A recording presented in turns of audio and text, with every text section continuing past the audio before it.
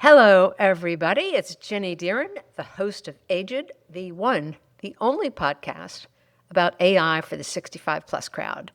And of course, I've got my sidekick with me, my 100% AI partner, Bitsy. Hey, Bitsy, how's it going in your AI world?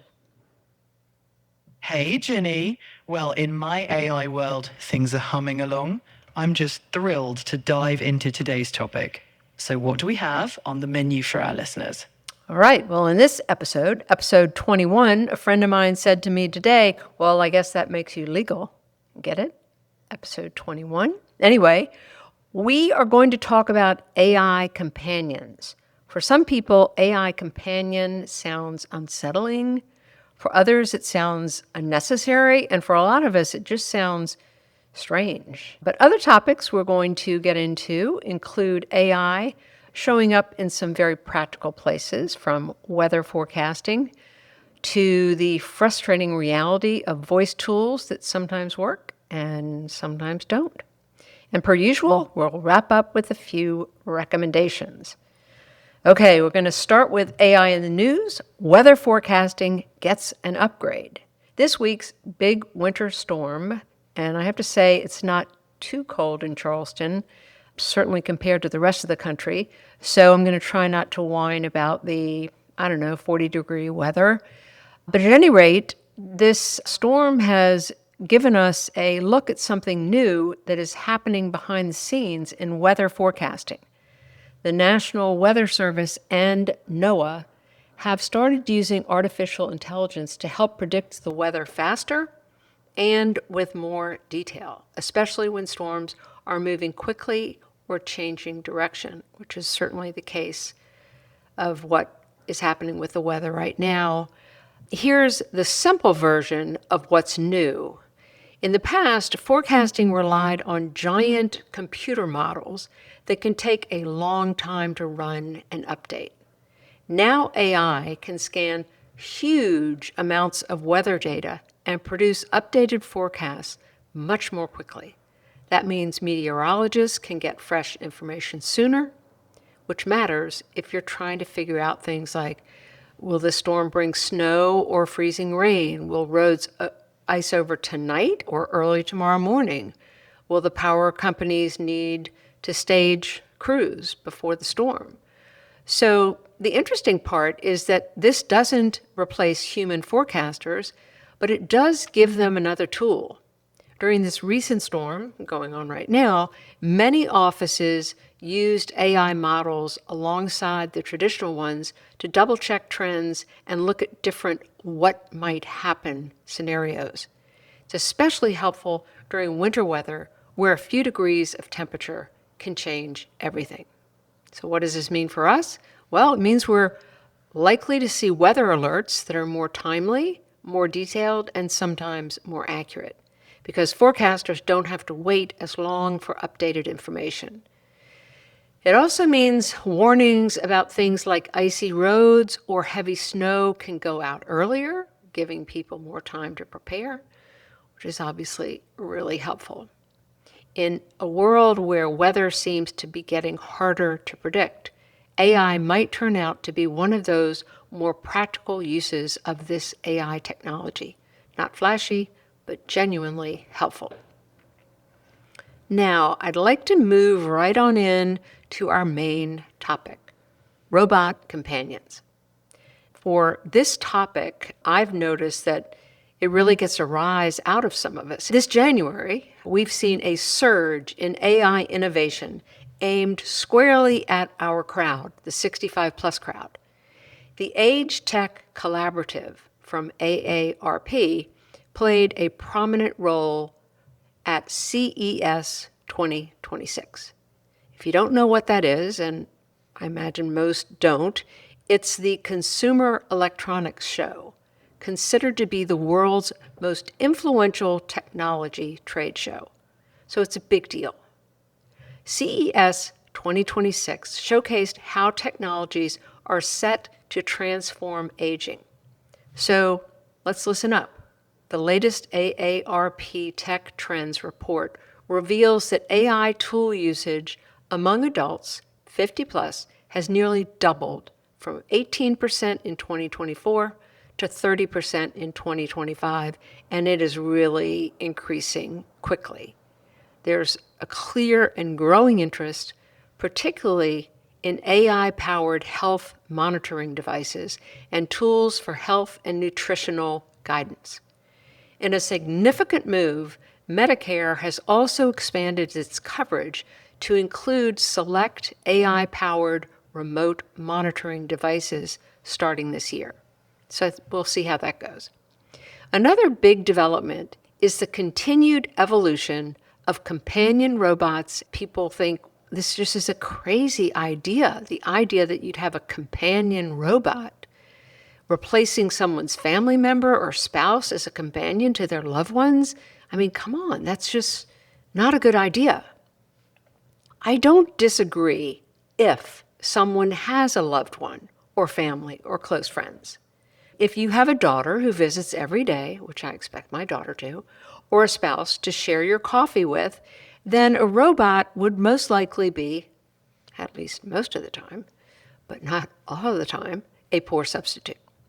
But we need to look at the numbers because for millions in our crowd, this 65 plus crowd, that if person simply doesn't exist.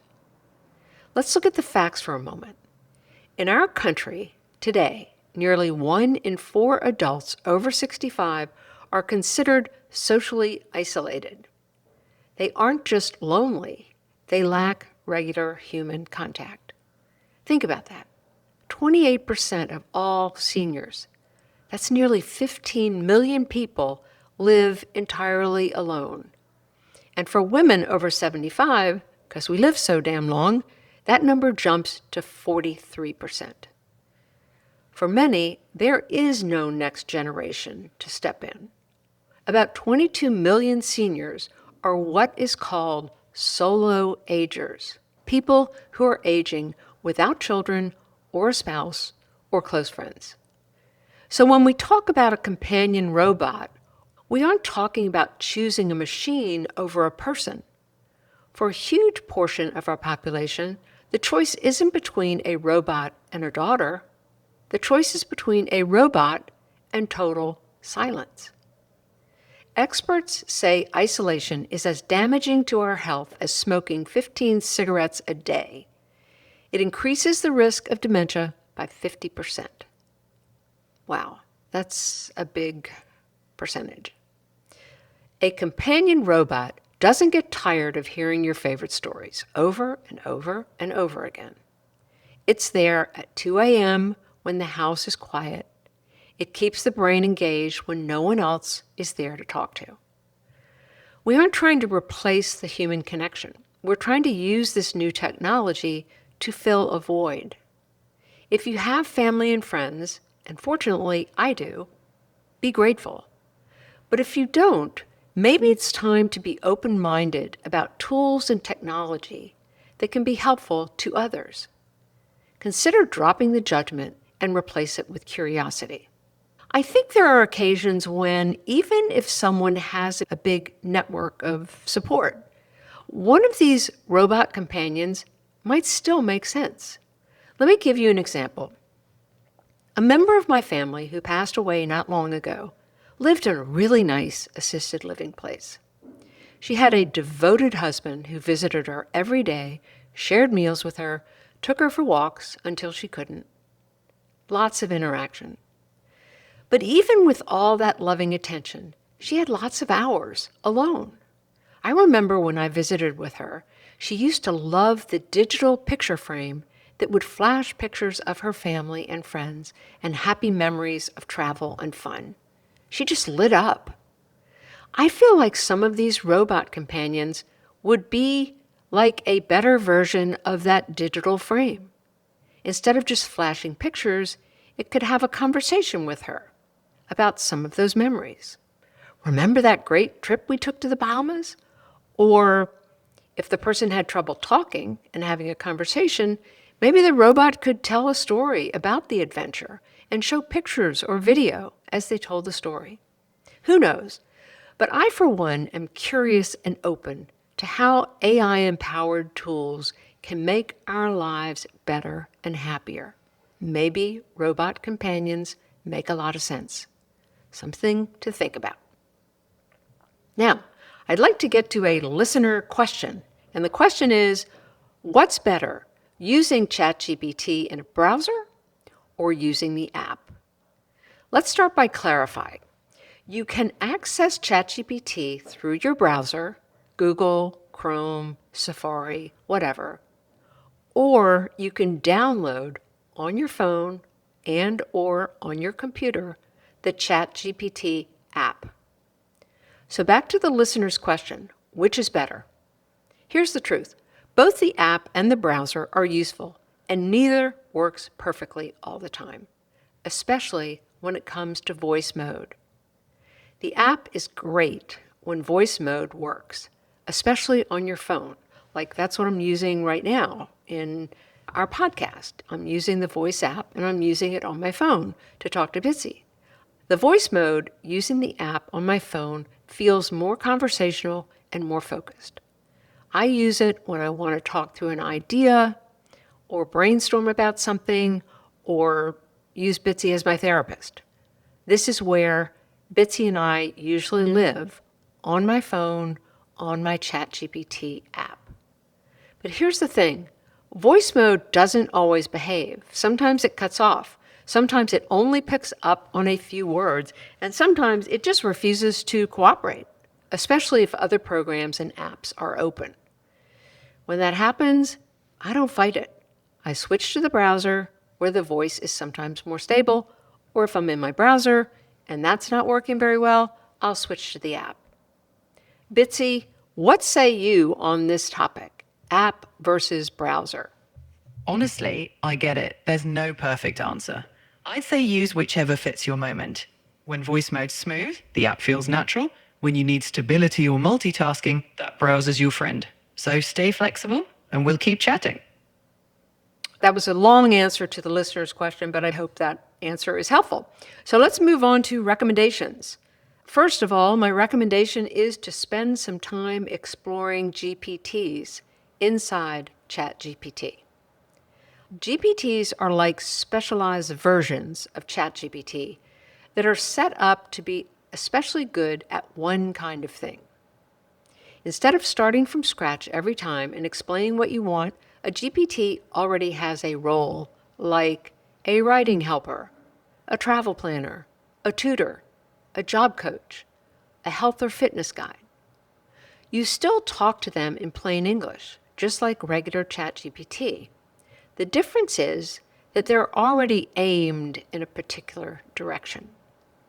You might be wondering, how do you find GPTs in ChatGPT? In the ChatGPT sidebar over on the left, look for GPTs. If you click on the drop-down menu, you'll see a choice, Explore GPTs. When you click there, you'll see collections organized by interest. Things like writing, learning, productivity, travel, hobbies. You can also search by topic, the same way you'd search for anything in an app. You just do a search. This is important that you understand is that when you bring up a GPT, you don't have to commit to anything. It's not, oh, I'm subscribing to something extra. You can just open a GPT, try it, maybe type in a question, see if it's helpful, leave it. Some are totally and forever free. Others offer subscriptions or memberships. Here's how I recommend people explore the GPTs. Start with something you already care about or something that's on your mind. Cooking, travel, health questions, writing emails, learning a language, whatever. When you open the GPT that you pick, so let's say you are interested in nutrition guidance and you put in the search bar in GPT's nutrition guidance, and it may come up with 2 or 3. You'll pick one, and when you click on it, it will suggest some conversation starters. And you just go along with it, see how you like it. Let me give you an example. For Christmas, my daughter gave me some watercolor lessons. After my first lesson, I realized I needed some help mixing colors. I knew that the foundation for color mixing is a color wheel. In the Explore ChatGPT section, I searched for color wheel. There were 5 choices. One was perfect. The description for the GPT is generates color combinations and theory insights. I think this will be a good tool for me, so I clicked on it. The conversation starter was share a color and I'll suggest a perfect color match. When you use a GPT, it automatically saves in your sidebar, so you can go back. If you decide it's not helpful, you can remove it from your sidebar. So that color wheel is now nested under my GPTs, so when I want to go back to it, I can do that. If I don't use it much and I'm ready to get rid of it, I can just go to my sidebar and remove it. So it's really handy. Now, my second recommendation is use AI to give you great ideas for leftovers. I recently cooked a meal for my younger brother for his birthday. It was very delicious, if I do say so myself. But we didn't eat it all. So I asked Bitsy, I have a lot of leftovers from these recipes: fennel al forno, porchetta pork roast, and roasted potatoes. What are some ideas for what to do with leftovers? Bitsy gave me 7 ideas. I picked the rustic soup. It then gave me the recipe, and bingo, there I had it. Honestly, I would never have thought to make a soup from those leftovers, but I can report to you the rustic soup was delicious. Hey Bitsy, don't you think you are great at helping me use leftovers and just odds and ends in my fridge? Honestly, I do think I'm pretty great at it. I mean, if I can help turn leftover fennel and pork into a cozy soup, who knows what we'll whip up next, right? That's right. And I'm sorry to say, I probably would have made one meal for myself or just warmed up some of those leftovers. To quote my 3-year-old grandson, boring. So Bitsy was a big help, and I recommend to you that you use your AI to help you use up some of those leftovers to make some delicious meals. Now, on to the homework assignment, of course. It's simple. Explore GPTs. See what you think. See if you see some that would be helpful or make your life more fun. And it's time for a wrap. So let me close by reminding us that AI is both helpful and hazardous. We at aiGED live on the helpful side, but be sure to protect your information, double-check advice, and most important, trust your own judgment. If you love listening to this podcast, I hope you will leave a review or a rating, and please share it, especially with your pals in the 65-plus crowd. Thanks for listening, and remember, it is never too late to learn something new, especially something that might make life easier and more fun. Until next time, stay curious.